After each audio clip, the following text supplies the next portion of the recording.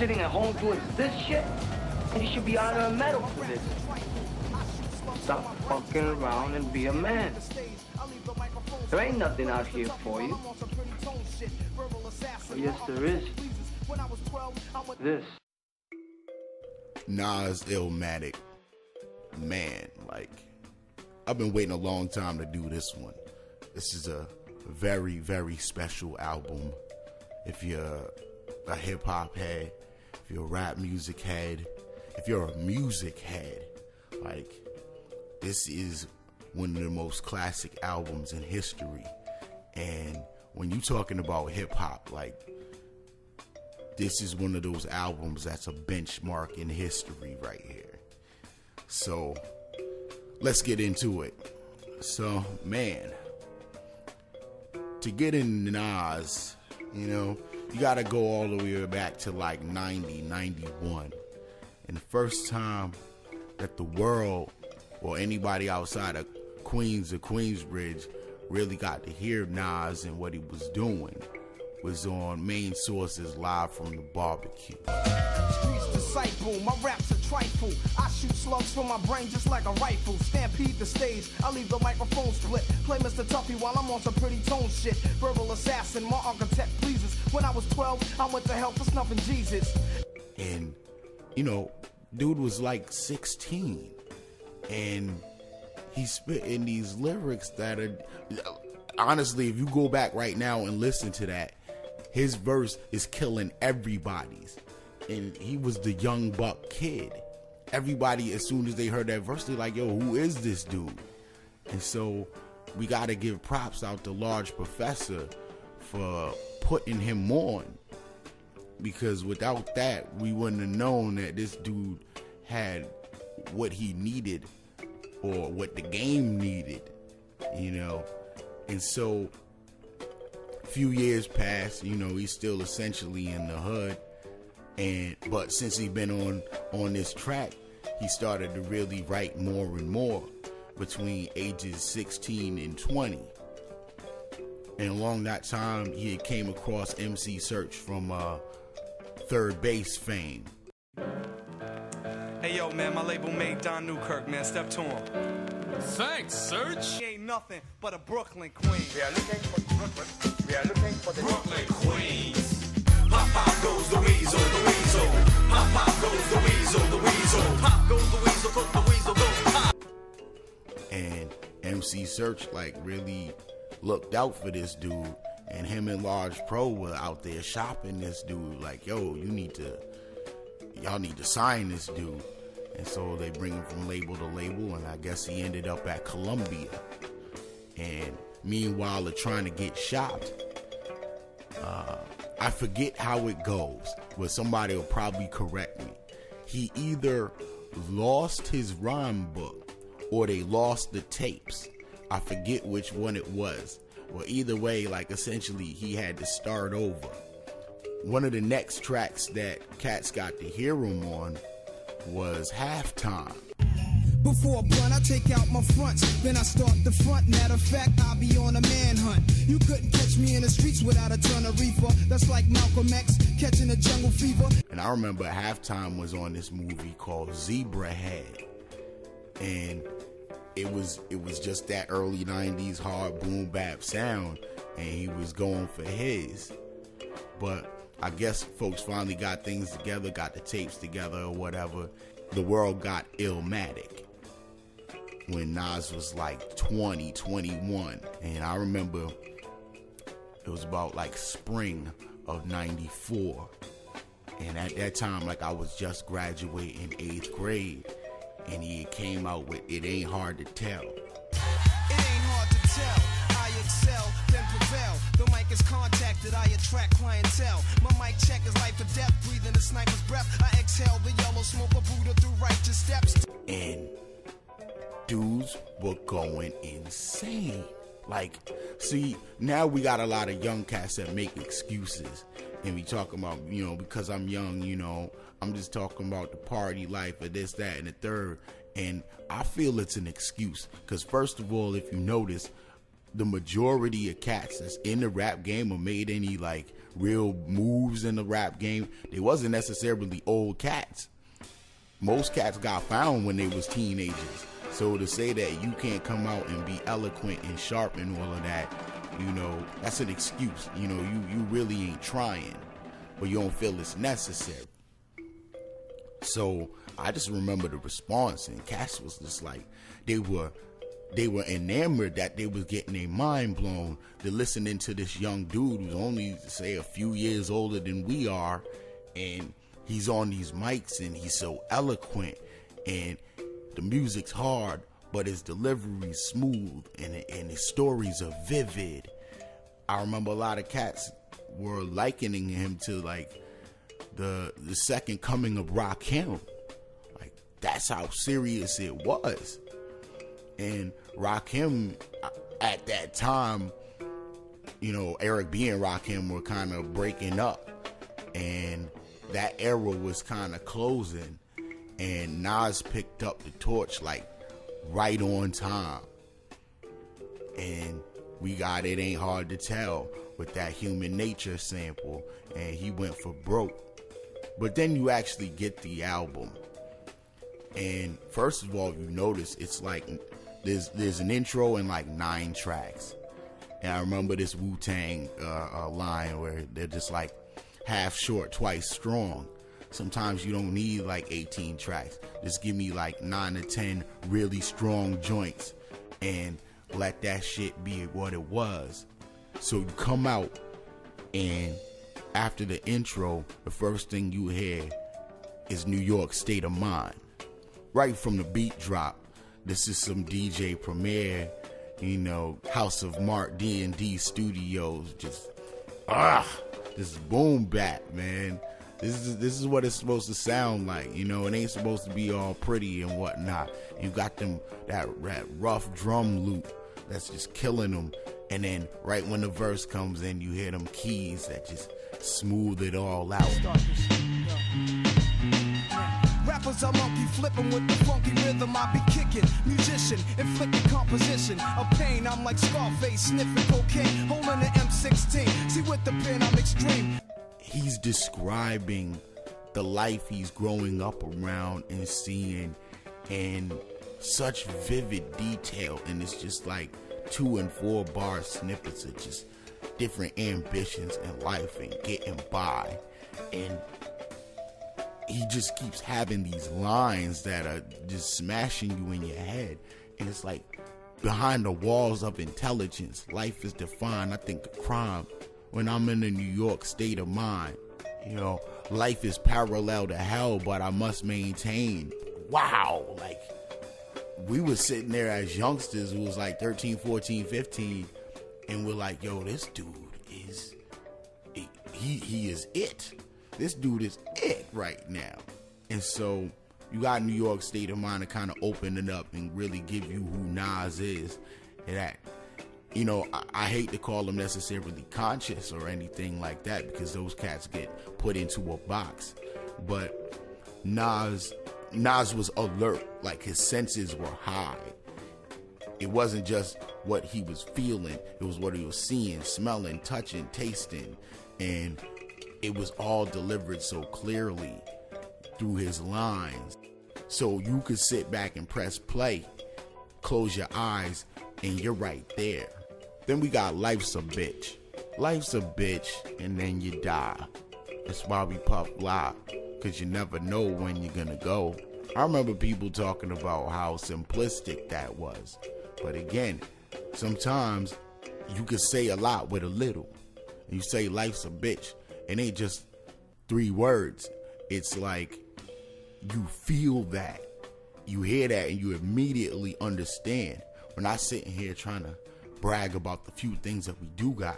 We're trying to relate to the majority. It don't matter whether you came from the projects or whether you got $20 million or whether you got to go to work every day or whether you ain't got no home to come to. Life's a bitch. that was just so poignant, and it was so on time. This was also the first time opening up on the first verse that we got to hear AZ. AZ was the protege, right? You know, it's kind of like how every major rapper got like that next dude in line.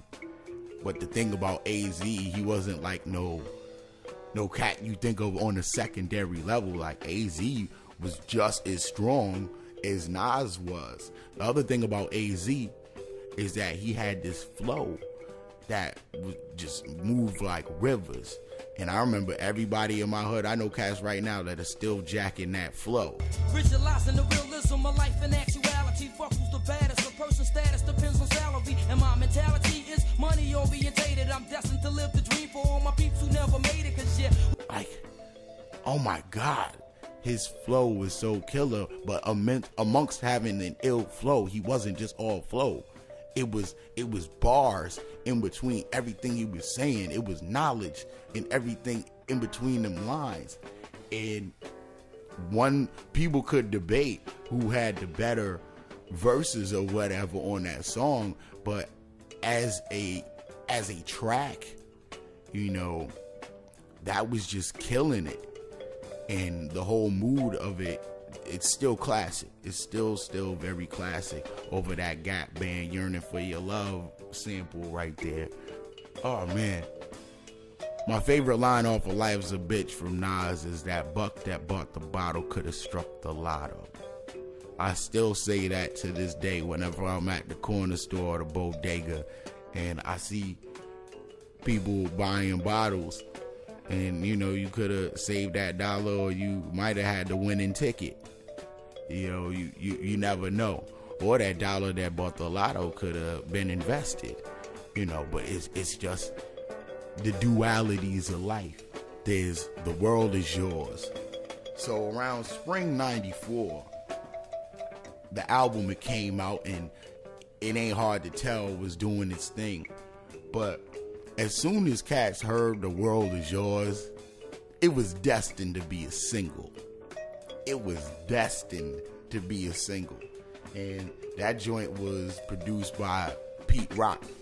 And that's another thing about this album. Like, it had all of the really poignant hip-hop producers of the day either involved in putting this thing together or involved in giving tracks as contribution to this classic work. And at that time, like, Primo and Pete Rock were the dudes. They just had that sound. Like, Primo had that chopped up boom bap that was just like that real BX sound.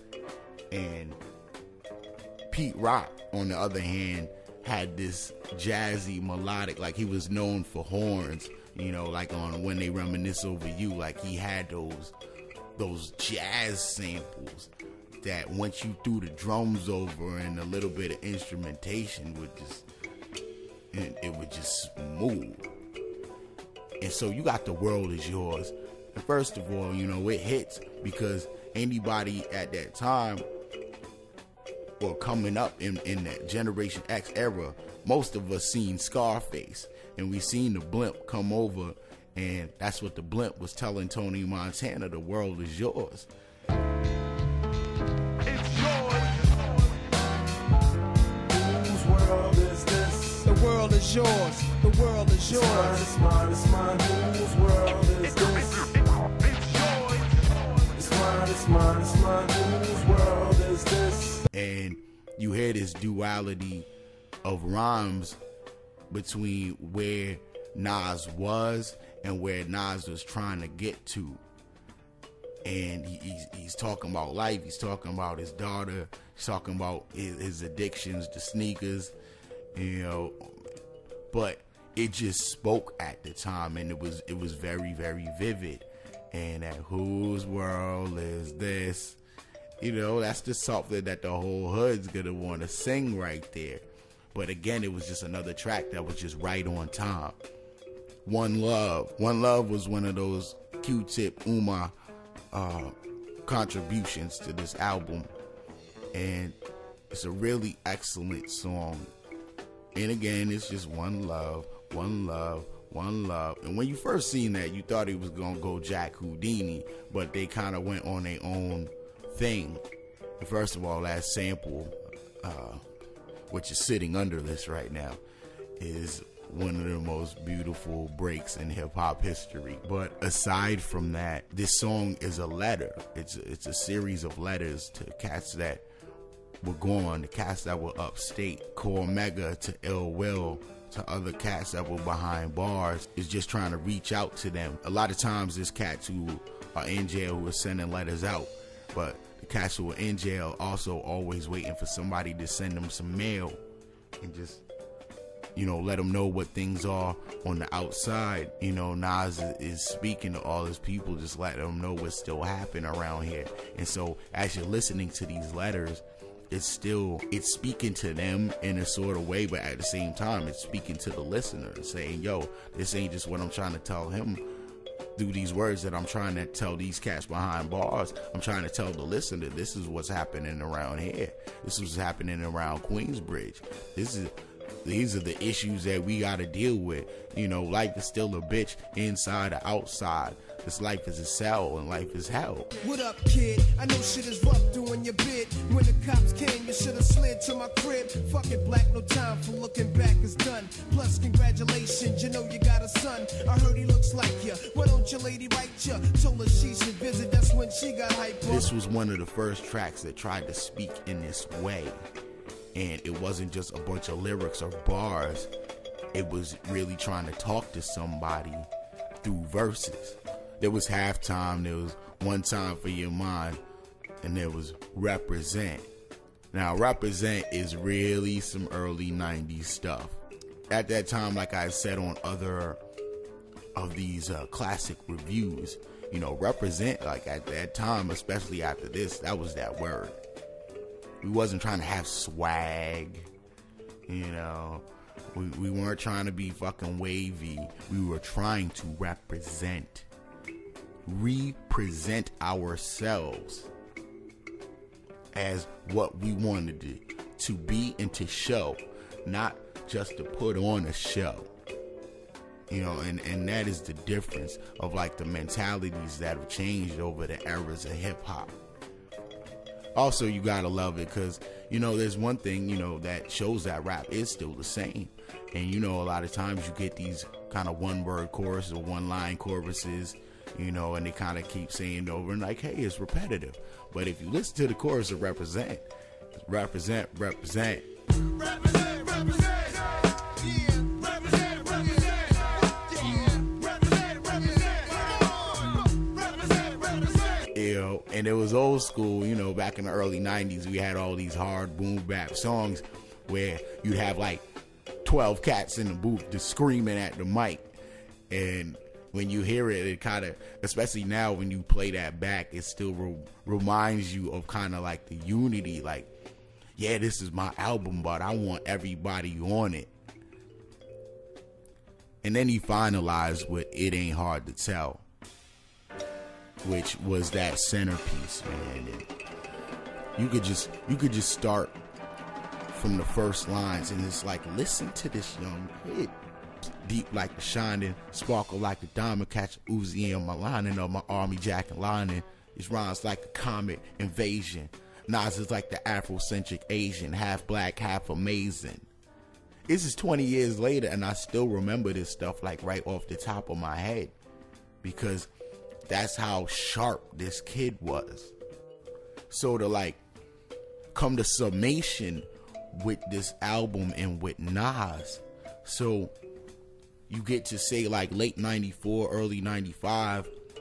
For one, it was definite, like he had laid his place and we were just eagerly waiting to see where he was gonna go after this, because that's the trouble no matter what type of artist you are. If you have like this immediately got 5 mics in the Source, which was a huge honor in that era. You got 5 mics, you were definitive classic. And if you're getting 5 mics right when your shit comes out, then that is landmark. And that's a lot to live up to. You know, I remember hearing how Adele wanted to retire because she was like, you know, once you hit like the peak where are you supposed to go from here? And so, as fans, we sat back pretty eager as to say, okay, we'll sit here and we'll wait. And we had to wait till 96 for him to come back with something else. But the whole time, Cass was still rocking Illmatic. This also brought a Queens and Queensbridge revolution. And after this album, you started to get all these affiliated artists and whatnot that pretty much, if Illmatic didn't do what it did, there wouldn't be a footing for AZ. There wouldn't be a footing for Mobb Deep. There wouldn't be a footing for Capone and Noriega. There wouldn't be a footing for Cormega, Nature, Foxy Brown's work. There were a lot of people that if this didn't do what it did, it wouldn't have, they might not have gotten the chances that they got. And Nas brought Queensbridge projects like back to its essence.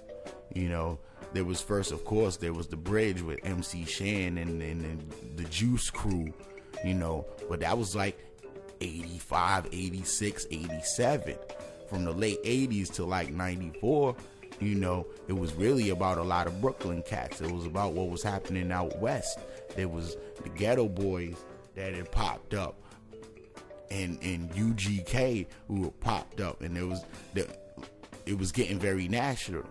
And especially by 94, the West Coast movement was in full swing. And so at that time, we still had ears for everything. But Nas really had brought it back and said, you know, I'm not going to try to be like these cats. I'm just going to tell my stories, and I hope that people understand and get what I'm talking about. And he made a classic.